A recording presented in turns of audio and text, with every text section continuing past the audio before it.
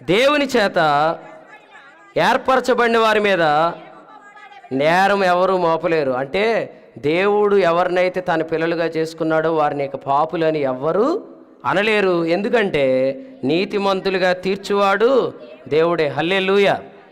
నీతిమంతులుగా తీర్చింది ఎవరు?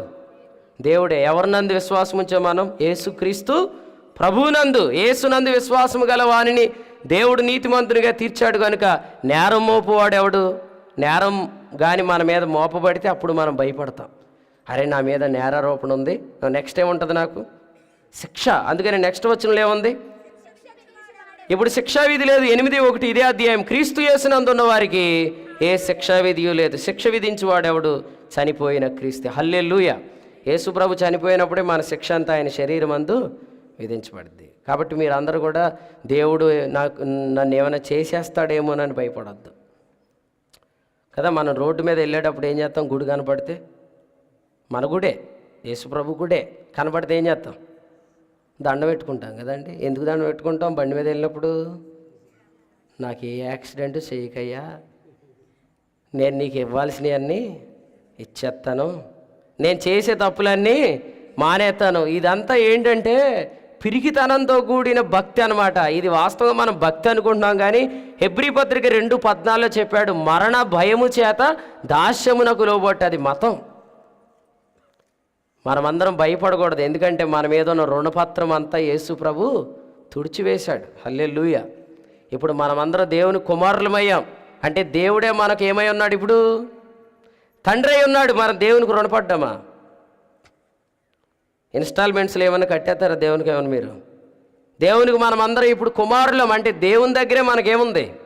స్వాస్థ్యం ఉంది, వారసత్వం ఉంది. కాబట్టి ప్రభువుని నమ్మిన వారు పరలోకములో మనం కలిగి ఉన్న వాటిని గురించి నిరీక్షించాలి తప్ప మనం దేవునికి ఇవ్వాల్సినవి ఏవో ఉన్నాయనే భయంతో ఏదో జరిగిపోతుందని నిజంగా భయపడతాం. అదే జరిగిద్ది. అదేంటన్నా అలా అంత మాట అన్నారంటే నేను అనలే. సామెతల గ్రంథంలో ఏముందంటే భక్తిహీనుడు దేనికి భయపడతాడో అది నెత్తి మీదకి వచ్చిద్దంట. కానీ నీతిమంతుని ఆశ భంగముగానే అర్థం. చెప్పండి, నీతిమంతుని ఆశ.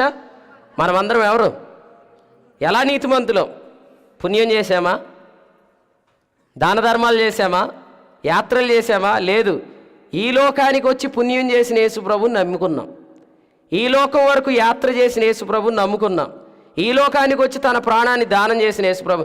మన దానం కాదు, మన పుణ్యం కాదు, మన యాత్ర కాదు. ఆయనే కొండ మీద నుండి సిలువు దాకా యాత్ర చేశాడు. ఆయనే తన ప్రాణాన్ని యోహాను 10:18 మన కొరకు దానం చేశాడు. రోమాపత్రిక 5:18 ఆయనే మన కొరకు ఒక పుణ్యకార్యం. ఆయన పుణ్యం, ఆయన దానం, ఆయన యాత్ర మనల్ని నీతిమంతులుగా తీర్చింది. కాబట్టి ఇప్పుడు మనకు ధైర్యం కదండి. ఇప్పుడు ఉదాహరణకి మనం చేసిన పుణ్యాన్ని బట్టి మనం నీతిమంతులం అనుకోండి, మనకు భయం వేసిద్ది. ఎందుకంటే మన పుణ్యం సరిపోయిందో లేదో అని. ఇప్పుడు పుణ్యం చేసింది ఎవరు? యేసుక్రీస్తు. ఈ పుణ్యం చేసి దేవుడు యేసుప్రభు ఎవరికి చెల్లించాడు దీన్ని? తండ్రి అయిన దేవునికి. అంటే తీసుకున్నది ఎవరు? దేవుడే. ఇచ్చింది ఎవరు? దేవుడే. యేసుప్రభుయే పుణ్యం చేశాడు, దాన్ని దేవునికే పరిహారంగా అర్పించాడు. కాబట్టి పేమెంట్ అందిందా లేదా? దేవునికి అందిందనడానికి మన దగ్గర రిసిప్ట్ పరిశుద్ధాత్మ. సో పరిశుద్ధాత్ముడు మనలో ఉన్నాడంటే మనం ఎంత ధైర్యంగా ఉండొచ్చు అంటే యేసు ప్రభు మన కొరకు చేసిన పుణ్యం సరిపోద్ది. అందుకనే నా పిల్లల కొరకు నేను చేస్తాను అనుకున్నది చేసేస్తాను, ఇవన్నీ మానేయండి. అది మతం. నేను నీకు చేయాల్సింది చాలా ఉంది.